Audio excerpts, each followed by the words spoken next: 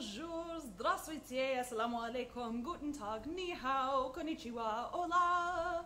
A big warm welcome and a happy solstice to everyone here at the Knitters Party podcast. Thanks for spending some time with me. I know there's a million awesome podcasts out there to watch. Thank you for sitting down and taking the time to see what my knitting life is all about. My name is Megan. I'm coming to you from Cairo, Egypt, where I live with my husband while he does his PhD research. During this time, I've been teaching English, knitting a lot, traveling, and so this episode is going to chronicle a little bit of everything. Of course, I have some finished objects, works in progress. I have a little bit of stash enhancement, but I'm not sure how long it's going to stay. And of course, my friends from the United States just came to visit us like 1 week ago. And we visited Luxor and the Valley of the Kings and all these temples. We went inside King Tut's tomb.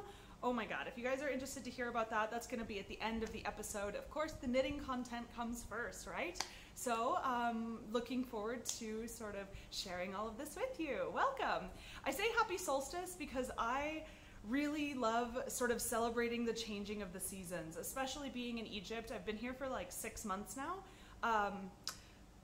It feels good to have these little milestones marking how long I've been here and how much longer I have left. So I am planning to go back to the United States probably within 2 months. My husband's ticket is to return on September 15th, but he has to teach at UC San Diego on like September 24th. So we realized that wasn't going to be enough time for him to drag all of his things from Michigan, where we have it sort of in storage with my family right now, drag it all to San Diego, find an apartment, and unpack everything in our storage unit in San Diego before he has to start. So it looks like I'm going to be returning to the US a couple weeks early to sort of get a jump start on this. So I've been job searching, I've been doing a whole bunch of stuff, just trying to prepare for that. But 6 months in Egypt has been a roller coaster. You know, of course, there have been some great times. I've seen the pyramids now 3 times on this visit.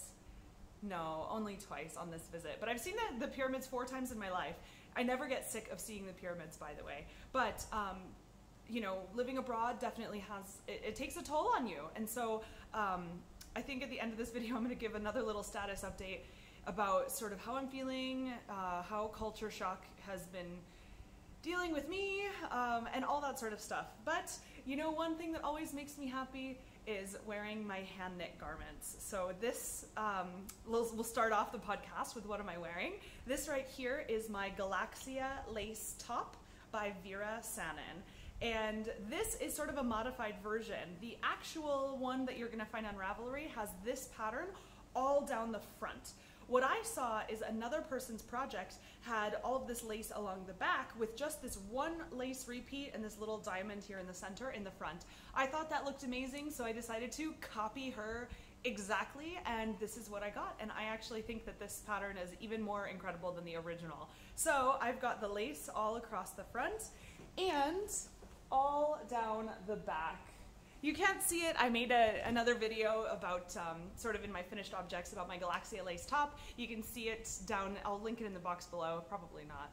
But it really makes me feel great to wear this. This is knit out of Cascade Ultra Pima cotton. It's a DK weight cotton yarn, which has been really nice in Egypt. I've been knitting a lot with cotton, which is a lot more breathable than wool, and it makes me feel really good to wear my hand knits out in public. It's sort of like a boost of confidence when I otherwise just want to stay in bed or just want to, you know, get through my day, to get through my month, to get through this visit with Egypt. So this makes me feel really happy, and I just love it. So I actually teach in this. I don't normally wear sort of revealing things, but I figure that this is low cut enough, plus I'm wearing an undershirt. You can sort of see it coming up to here. I do wear an undershirt, so obviously there's no actual skin being exposed. But yeah, it just makes me feel really great to wear my hand knit garments in Egypt. And so I am wearing it for you today. Good. All right. Like I mentioned, my friends have been, you know, my friends visited us a week ago. So I actually haven't done too much knitting since my last episode. And I only have 2 finished objects that are the same finished object, neither of which you can find on Ravelry yet, but I'll give you guys a sort of a look-see as well. I finished designing, and you know, making the pattern for my V-shaped shawl, Veni Vidi Vici, or as people have pointed out, yes, it is pronounced Weni Widi Wiki in Latin. However, you know, this is sort of common knowledge, like Veni Vidi Vici, it's this like pop culture thing, like people know it. It means I came, I saw, I conquered in Latin, and this was spoken by Julius Caesar. So I think the idea of a V-shaped shawl being called Veni Vidi Vici, even if they pronounce the V's like W's, I don't care, I'm gonna stick with it. But I finished my V-shaped shawl. Now, I wanted to design this because I live in warm weather, and if I make a triangle shawl, where you know, it has this point in the middle, if I make a triangle shawl, it just bunches up around my neck. So I set out to work on the mathematics, work on the pattern to design a V-shaped shawl, and you can see it is quite long, but it is really shaped like a V. All of this space right here would be filled in a triangle shawl. And so I have made this into a V-shaped shawl that wears just the same way. You can, you know, you've got these points down in the front, but it doesn't have this bulk around the neck. And that was something that I was really excited about when I finally got the math and all of the pattern writing correct on this. So this is currently, this is my own design. It's called Veni Vidi Vici, and it is currently in the process of being test knit by my wonderful, amazing test knitters. And I hope to actually have this pattern released by about July 15th. I want it to still be during a hot time so that if you're looking for a project, you know, for maybe one skein of fingering weight yarn, you want something lightweight that you can wear in the summer if you have, you know, just if you need a little campfire shawl or something to maybe cover your bosom if you have a very revealing top or dress on, something like this. Whatever your needs are. This is a 100-gram fingering weight yarn shawl, and so it takes one skein of yarn. Because it doesn't have all of this extra fabric in the middle, it won't bunch up around your neck. It's really great for warm weather knitting and for warm weather climates, or just for summertime if you're in the Midwest and you need like a little summertime shawl to throw on when you're on the boat, like pontooning around the lake or something, you know what I mean? So this is my pattern. My test knitters have been really amazing. At first there were a couple of bumps in the road, which is exactly why you have test knitters if you're making a new pattern. And they pointed out some mistakes, and I fixed them right away, re-released the pattern, and now I've had several people finish their Veni Vidi Vici shawls, and they're actually turning out really, really wonderfully. So this is the original sample that I knit up. This is just knit in some fingering weight cotton yarn that I picked up here in Cairo. My other finished object is the same Veni Vidi Vici shawl, and I knit this actually out of a sport weight yarn. This is Knit Picks Galileo in the colorway Valentine. And this is a sport weight yarn. It did take slightly more than 100 grams, but that was because the pattern is written for fingering weight. I tried to finish a little bit earlier, but I actually had to attach another ball of yarn in the middle of my bind off row. So I was pretty silly. I've made notes on my pattern pages on Ravelry, but this one turned out really great as well. You can see it doesn't bunch up around the neck. It's really nice and lightweight. It comes down to meet the center point as well. I really love this shawl, guys. I know that I designed it and I probably shouldn't be like showboating about or something, but I actually really think that this is a new design. This is a totally new pattern. I've never seen this on Ravelry, this V-shaped shawl for knitting. And this is exactly what I wanted to set out to do. So I'm really happy to be finished designing it, and hopefully with my test knitters finishing soon, maybe you can get your hands on it by the middle of July. But I'll keep you guys updated on that. But I do want to share sort of a funny thing I did. Which side is it on? It's here. With this Veni Vidi Vici shawl, you're making increases at a different rate than what you would increase on a triangle shawl. So when you block it, I have stretched mine to the max, and I actually broke my yarn a little bit. You can see right here, I pulled too hard when I was blocking it, and it snapped just right like that. So I will be doing a little bit of surgery to fix it, but maybe not. You can't even tell. There is sort of a loop here that I'm worried about. I'm definitely gonna have to fix it. I mean, there's no getting around it, but it still worked out really well, both for sport weight yarn. Look at that shape. There we go. That's a really good representation of the shape. It is a V-shaped shawl. I did not want bulk around the neck. So anyway, those are my two finished objects. Sorry there's not a lot of diversity on the program today, but that's all I've got. And I wanted to make sure that I retested my own pattern. I wanted to make sure that I tested it out along with my test knitters so that I could see from their eyes sort of exactly what it looks like. One fun thing that I did get a chance to do when my friends were here in Cairo, when we visited the pyramids, I actually did a little mini photo shoot with my green Veni Vidi Vici shawl at the pyramids, and so I've got some really wonderful pictures of me wearing my own design shawl right next to the pyramids. It was just a really happy, proud day for me, so I was really happy to do that, and I am excited to share this pattern with the world. It's super easy, it's a garter stitch pattern, nothing complicated, just the shape of the shawl is different than what's out there on Ravelry, at least what I've been able to find. Okay, let's move on to sort of works in progress. First one, I have a hoe and a half. Yeah, like a hoe and a half. That's pretty good. This project is living in my really one and only actual project bag that I have. I don't say the name of this often enough, so I'm gonna share it with you. This is by Nola Dalil. And this is a project bag that my mom bought me for Christmas one year, just right off of Amazon.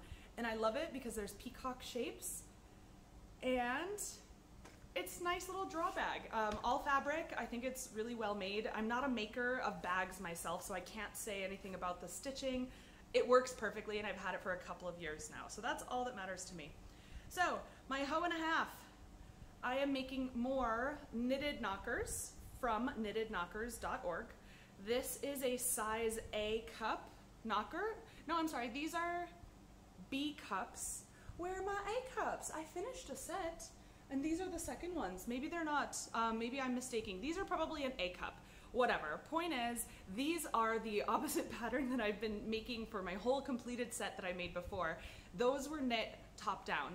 These are what's called the bottom up knocker, which is their updated released pattern, which is a lot easier to cast on. The original pattern you cast on sort of here at what would be the nipple area. You cast on with 3 stitches, and then you have to manipulate these DPNs a lot. So they realized that that was difficult, and they released what they call their bottom up knocker, where you cast on 15 out here, and then you increase along the back, and then decrease along the front of the knocker.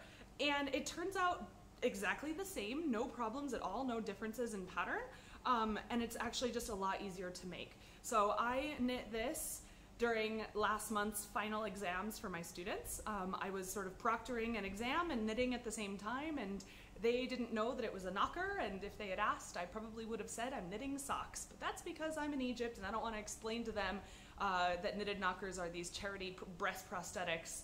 They would not understand that. So it's a pretty great pattern. I am going to be making another set of these. I still have one more full skein of yarn. Where did that go? I'm a little disorganized today.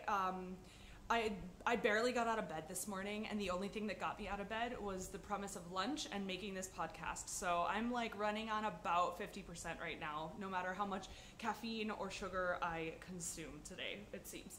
So this is my completed hoe, and this is my hoe and a half. So I am making these again. I cast this on in the same class when my students were taking their test, and I only got this far before all of my students finished. So how this pattern works, like I said, you cast on 15 on the back of the knocker. This is the part that would be touching your chest on the person who receives these. You expand out. This is a free pattern. It's obviously for charity, and so it's a free pattern. I'm not giving it away. And then what you do is you knit and increase up, and then you have 2 rows of purl, which sort of give a nice defined edge to this knocker. You can see here these 2 rows of purl before you end up going back into stockinette and doing decreases for the front of the knocker. And so I'm pretty far along. I haven't picked these up in a couple of days, a couple of weeks. It's been a while. God, when was my last podcast? Apparently at least 2.5 weeks ago, so whatever. But this is a really easy pattern. It's something I can make if I'm on the go. It's really good. A little bit about the needles. I am using square. I want to say these are Knitter's Pride cubics, but I don't remember, and they're not labeled well. It just says these are a 4.0 millimeter. There we go, 4.0 millimeter, US size 6 needles, and this is with a DK weight yarn. The pattern calls for US size 5 needles, but two things. Number one, I don't have size 5 double pointed needles, and two, I've always heard that these cuboid needles give you a tighter gauge, and so they actually recommend if you're using these cuboid needles, go up a size so that it, you know, creates the normal gauge that a lower size would. So I've never had a problem. I've knit all of my knockers and I've sent them now like to a full complete set. They didn't have any problems with my gauge, and so yeah. But these are the only wooden knitting needles that I sort of like, and they're DPNs. I normally don't like wood, I normally don't like DPNs, but when the pattern calls for DPNs, I'm not going to try this in the round in magic loop or anything like that, because it's quite a small circumference, and I wouldn't want to have any jogs or ladders, especially for such a worthy cause. Like, I'm not gonna sway from the pattern at all. I'm just gonna do it on DPNs and be happy about it. So that's my hoe and a half. My knitted knockers. I do plan to just use up that yarn knitting more knockers. That is actually the leftovers that I have from this sweater, ironically enough. I originally planned to make a long sleeve cardigan with this yarn, but decided against it and chose to make a short sleeve lace t-shirt instead, and so I had tons of yarn left over, so I'm going to be able to make lots of knockers for knittedknockers.org. If you don't know about them, I'll link their information below. They're a really wonderful charity for breast cancer survivors, and so they basically give out these hand-knit breast prosthetics to any person who requests them for free. They partner with several doctors' offices and cancer wards around the US. I know there's also a Knitted Knockers of Canada and Knitted Knockers of UK option. So no matter where you are in the world, if you are touched by breast cancer or if you know someone who is, if this is your charity of choice, please look them up and support them if you can or if you want to. Okay, that was my hoe and a half. I have one more work in progress before I'll talk a little bit about my acquisitions, and then I'll go into my vacation information. All right, this, where is my, I lost it. That's okay, I lost my beginning of round marker. No, I didn't. I just stopped in the middle of a round, no big deal. I'm knitting a cowl, so it's just round and around and around, and so it's probably good that I didn't go all the way. Oh, that's showing up really well. The texture and stitch pattern is really clear on camera right now. This is the Green Willow Cowl. Green Willow Cowl by Elizabeth Doherty. And apparently she has Blue Bee Studios, which I think is cute. You can't see the stitch pattern so well on there, so I'm just gonna show it up here. This cowl is for my mother-in-law, and look at that stitch pattern. This is not just knitting and purling. This is like sideways rickrack stitching, and it is definitely not what I expected. It's a little more technical than I expected, but in a very good way. A little bit about the yarn. I am using Gloss DK, which is an 70% merino, 30% silk yarn. And this is for my mother-in-law. I do plan to do a review of this yarn once I finish the cowl, see how it blocks out, see how it sort of looks and everything. But look at that cowl. Amazing. There are two sizes. There was a small and a large. The large used exactly the same number of yards that I had yarn, and given this stitch, there's a lot of stitch manipulation. You're knitting into the second stitch and then the first stitch, etc., etc. I was a little bit worried that if my gauge were off even a bit, that I would not have enough yarn to finish the cowl. So I'm doing a size in between the small and the large. So I'm doing a medium. I'm hoping that this will block out really big once it finishes knitting up. But it could just be a nice cowl that you wear sort of in front of you a little bit. I don't know. We'll see how it ends up, but I absolutely love this stitch. A little about the pattern.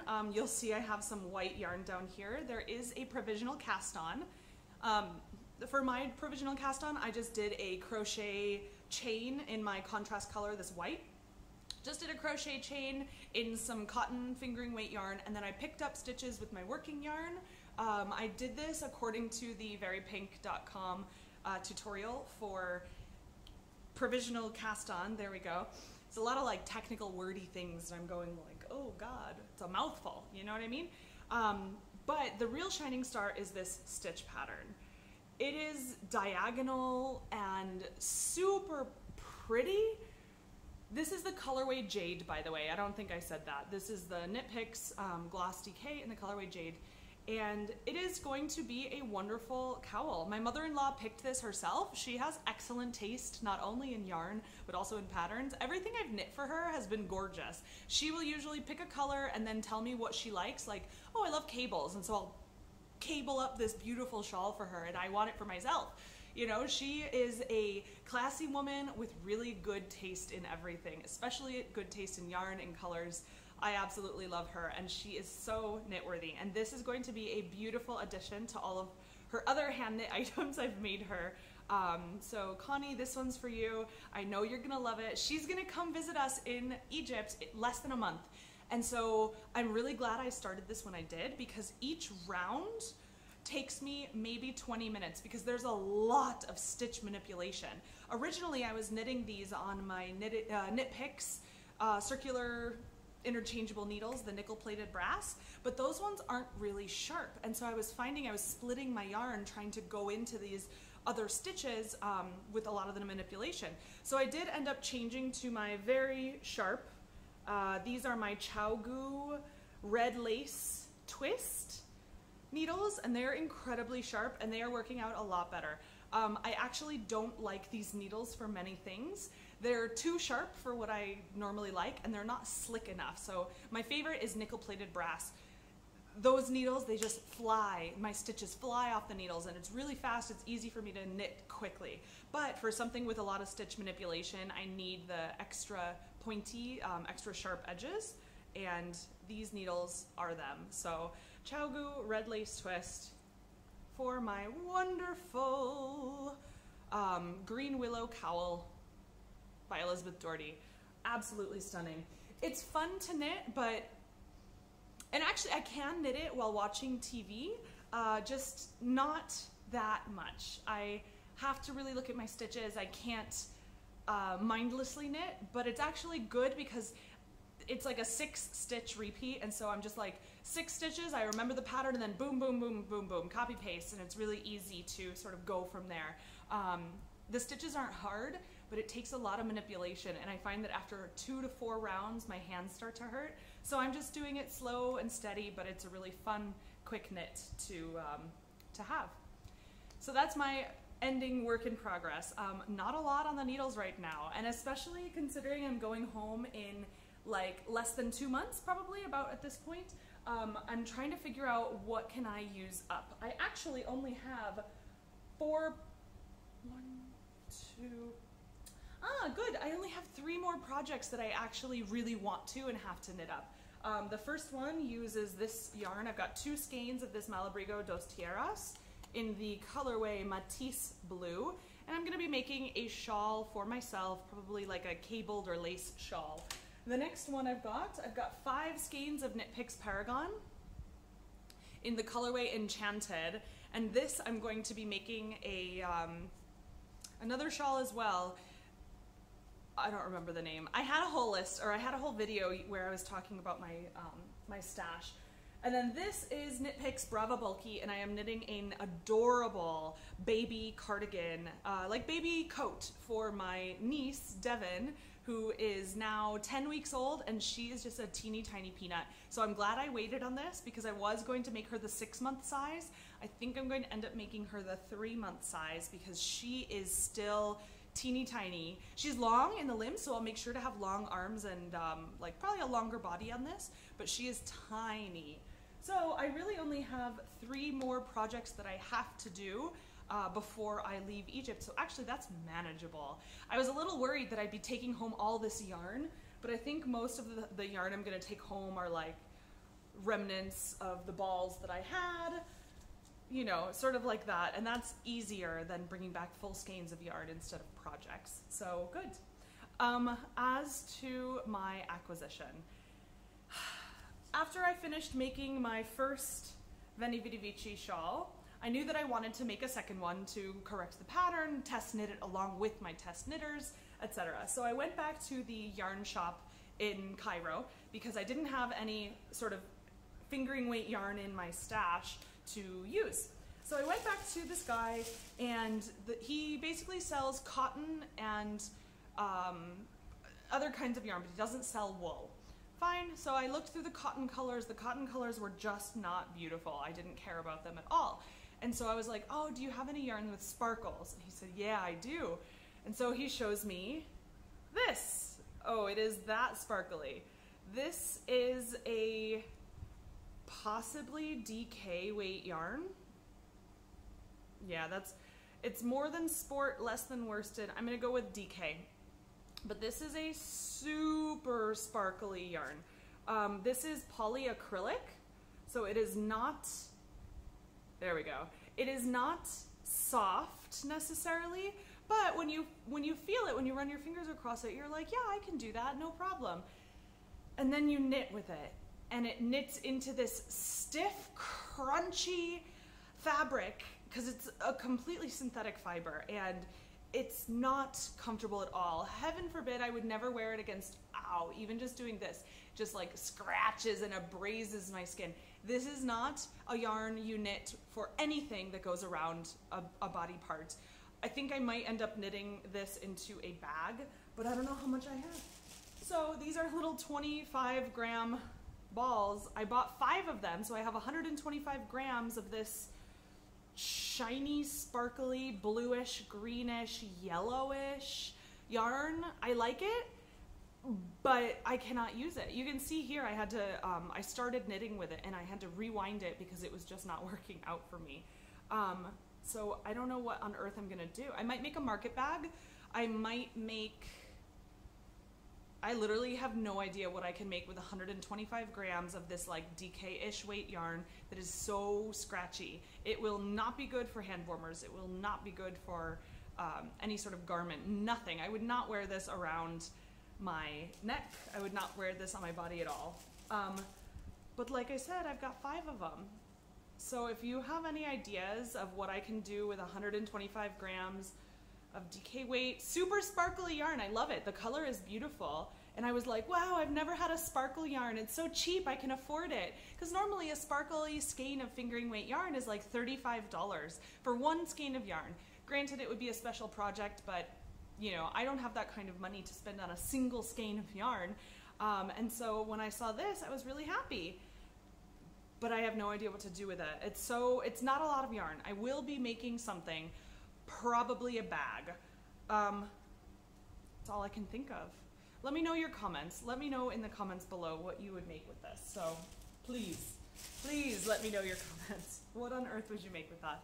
Okay, I'm gonna take a quick break and then we are going to talk about my little vacation to Luxor, my vacation with my friends, sort of what we saw, what we did. If you came here just for the knitting content, thank you, that's where you can leave me. But if you want to stay tuned and hear a little bit more about the Valley of the Kings and King Tut's tomb and seeing the pyramids again, all that sort of stuff, stay tuned. Thanks. So like I said, my friends came to visit and we spent 3 days in Cairo, 3 days in Luxor, and then 1 additional day in Cairo before they had to head out to the airport and fly back to the United States. They were like dead when they came. So the first day they slept in a lot. We ended up sort of missing our opportunity to go to the Egyptian Museum. The bread and butter of our trip came on day 2 when we visited the pyramids. We visited the Saqqara Step Pyramid, which was the first pyramid ever successfully built by the engineer Imhotep. And if you ever saw the movies like with Brendan Fraser, The Mummy, these are like stories that you heard about from there. That's where I originally started learning about and getting interested in ancient Egyptian Egyptology, I guess, was when I was about 9 years old. Those movies started coming out. And I remember going with my dad to watch The Mummy, and I was just fascinated. And I bought the DVD, and this was back when DVD menus were really interactive, and they had a whole Egyptology class on the DVD, and so I learned all about Egypt, and I started getting interested in the history, and I just like was so excited. And so when you hear a name like Imhotep, and you realize that this is an engineer and an architect who basically built the first pyramid in the world, the step pyramid at Saqqara, it's really incredible. And so you get to go inside of a pyramid that's covered in hieroglyphics, lots of cool things to see. There's a sarcophagus that you can get inside of. It's really great anyway. And so we saw the Great Pyramids of Giza. We also saw this step pyramid of Saqqara.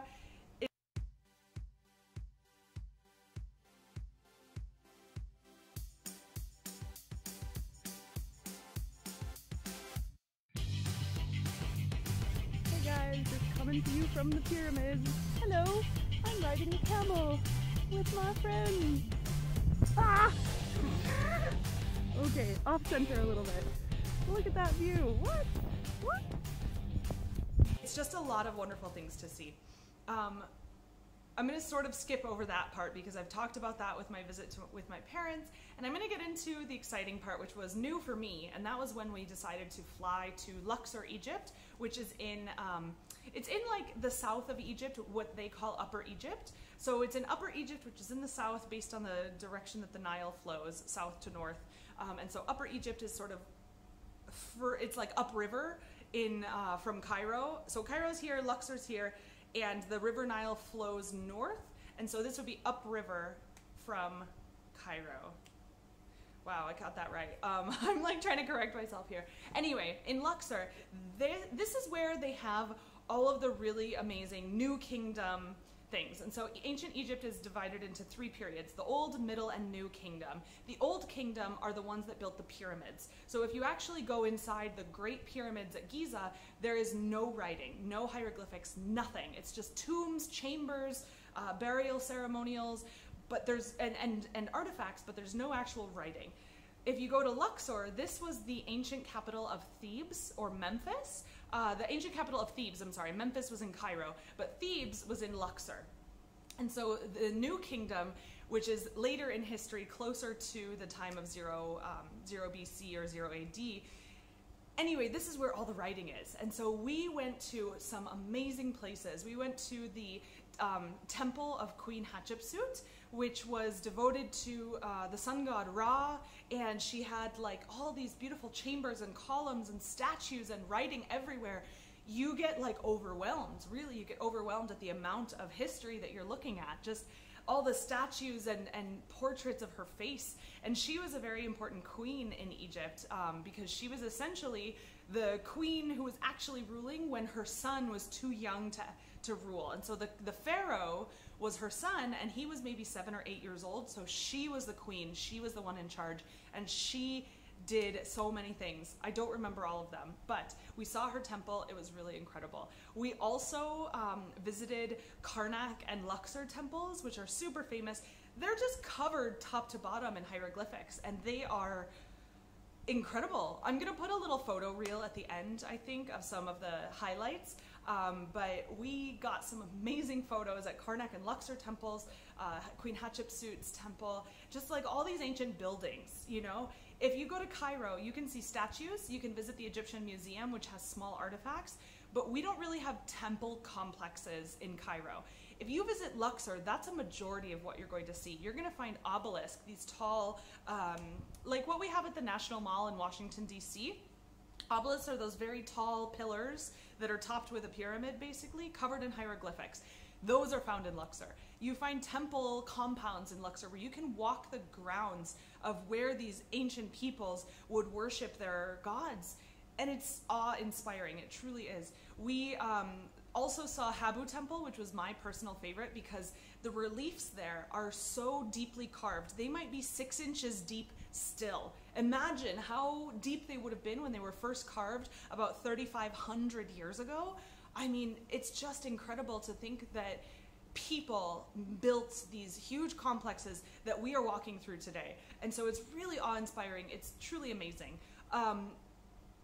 Not only did we see the temples, because those were great, we also went on a hot air balloon ride over the Valley of the Kings at sunrise. And that was like insane because this was on day 2 of our visit to Luxor. I hadn't slept well the day before, and we had to wake up at 3 a.m. for a 3:30 departure to go get this hot air balloon in Luxor. And so we're all groggy and tired, you know, we haven't eaten, haven't drank coffee, nothing like that. And we get to the grounds and there's like maybe 15 other hot air balloons and groups of people. And you see these air balloons and the balloon is like this big, like so big. And this little itty bitty basket, and you realize just how much hot air it takes to lift a basket of maybe 20 people, plus an air operator and some gas tanks. And you're like, who decided that this was a mode of transportation that needed to be made? Like, who decided that this was an efficient mode of transportation? So we were all a little nervous to get into this basket, and once you finally like pick up off the ground, you are like majestically floating in the air. It's not like an airplane where you're like rocketing through space and there's turbulence and you feel like you could die at any moment. No, when you're in a hot air balloon, you're like gracefully, gently floating over the Valley of the Kings. It was incredible, so scenic, so cool, and really the experience of a lifetime. I can't recommend it highly enough. If you ever get the opportunity to go in a hot air balloon, do it. We watched the sunrise over the Valley of the Kings, which is basically just this desert. You look at this desert mountain range, and the Valley of the Kings, the tombs are actually carved into the mountain. And so when you're up in the air, all you see is like, oh, there's Queen Hatshepsut's huge temple complex, and then you just see these little pinprick holes in the desert, in the mountain, I'm sorry, and these are like tombs.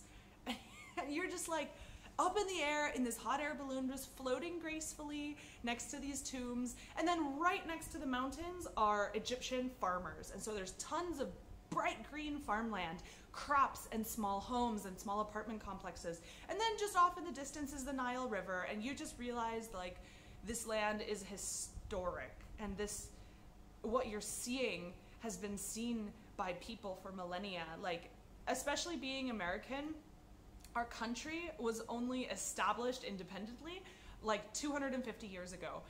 That's not a lot of time for a country to be established. Granted, I understand that people have been living in the Americas for millennia, but we don't find ancient ruins in America, in the United States, I should say, like we have found in places like ancient Egypt, in places like ancient Mexico with the Aztecs. If you go even further south in like the ancient Peru, I believe, has the Incas. The ancient civilizations are so incredibly fascinating to me, and so it's just cool to see. While we were at the hot air balloon site, some of my best friends from America came, and specifically my good friend Natalie. I've known her since we were 3 years old. We were neighbors growing up. Love her to death. So she came with her boyfriend to Egypt. He proposed to her at this hot air balloon site, just like among all these hot air balloons that were being filled up, and he just thought this was a romantic time. The sun was just coming up over the Valley of the Kings. There's all these hot air balloons like majestically taking flight. We're still on the ground waiting for ours, and he proposed to her. And so my congratulations to my good friends. They're gonna get married and they're gonna do a destination wedding somewhere. So I can't wait to find out where they're gonna go and attend that wedding. But it was just really a great day to see a lot of cool stuff.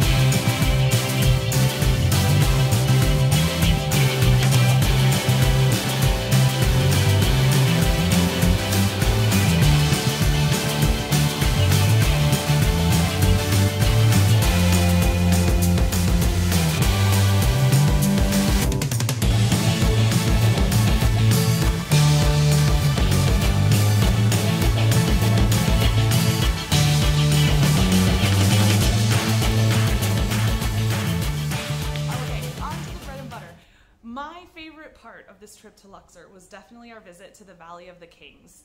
We did on 2 separate days. We did the Valley of the Kings and the Valley of the Queens and the Valley of the Workers. So basically there are like these 3 tomb complexes where you get to go into these ancient tombs. The first one we did was the Valley of the Kings, which is sort of the most majestic because of course they're going to invest the most time in these pharaohs.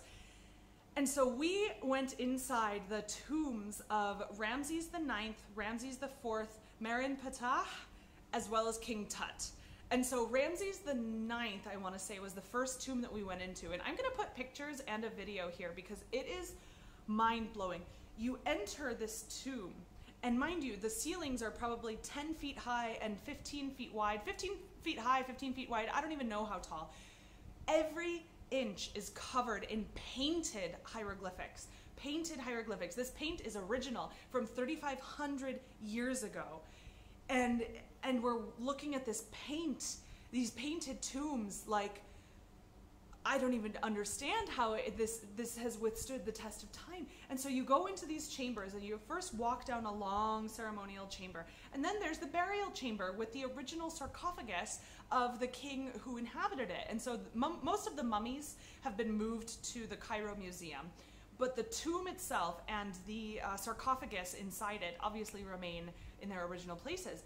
And so you see these stone sarcophaguses covered every inch of the stone sarcophagus is covered in ceremonial, like ancient Egyptian script, like to protect the afterlife, to, you know, protect the soul of the pharaoh who's going along with it.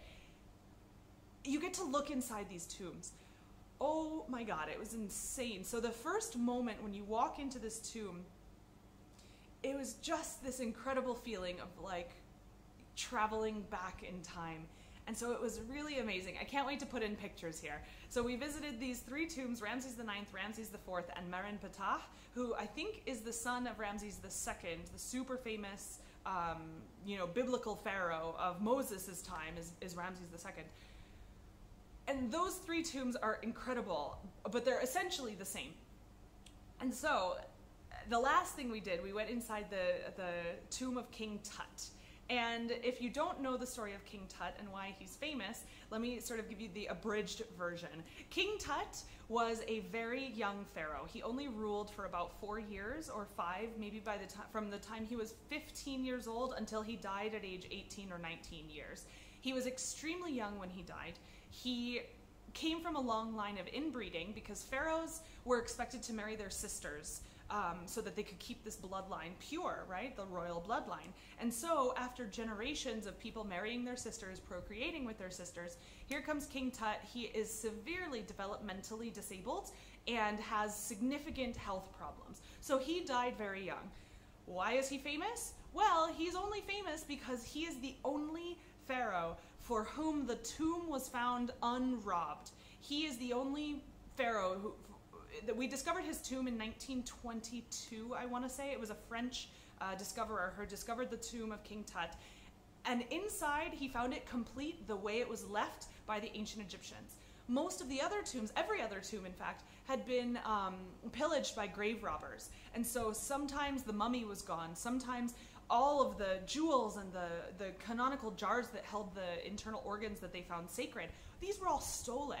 But in King Tut's tomb, it was found intact. So we have troves of treasure that was found, gold and silver and precious stones, and the head, like the ceremonial head that you have definitely would recognize if it's at the Cairo Museum now. But this is the only reason King Tut is famous, is because his grave, his tomb, was complete, intact, and we have all of the artifacts on display from his tomb. So it was a really amazing thing to see such a famous pharaoh.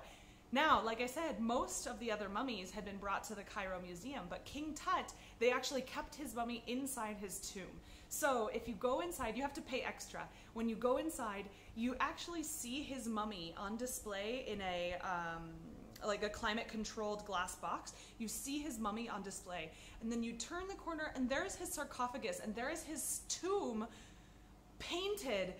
Every inch is painted with these images of God Osiris and God Anubis and all of these amazing ancient Egyptian like symbols. It was absolutely incredible.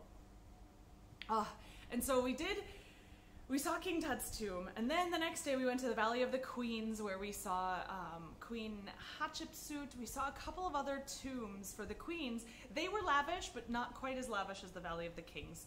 And so it was essentially more of the same year. And going into these tombs where you see where these famous queens were buried, it's incredible. And then we went to the Valley of the Workers. And the workers are these artisans who made the tombs for the pharaohs and queens of ancient Egypt. And so they were actually revered. They were literate. They knew how to read and write because they were the ones painting and carving these reliefs, these ancient Egyptian scripts to protect the afterlife. Like, these workers were actually well respected, even though they died very young of disease and malnutrition and everything like this. But some of them actually had tombs built for themselves.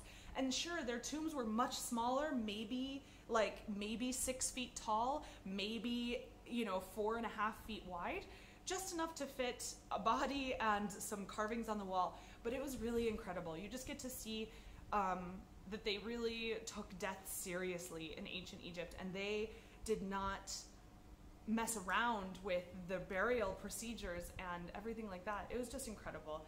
So I'm going to put in a video now of some of the pictures and videos that we took, some of the extras. I hope you enjoy it. I could really talk forever about the Valley of the Kings, but I'm going to leave you there and stop rambling. It was really an amazing vacation, and I am so excited for my friends who are going to get married soon, and that's the reason I haven't been knitting so much, is because I've just been experiencing Egypt. Otherwise, Egypt has been taking its toll on us. I just want to be able to go back to the United States and have all the comforts of home. But listen to me complaining about my life living abroad, whatever. I'm not going to complain about it, because actually talking about the Valley of the Kings and wearing my hand knits makes me feel a little bit better. So that's it. I'm going to leave you now. Thank you if you have stuck with me for this long. Thank you so much. I hope to see you next time in a couple weeks here on the Knitters Party podcast. And thanks for watching. I guess that's it. Oh, you can find me on Ravelry and Instagram as Meg311, yo. Don't worry about it. I'll put all the link in the doobly-doo below. See you next time. Bye.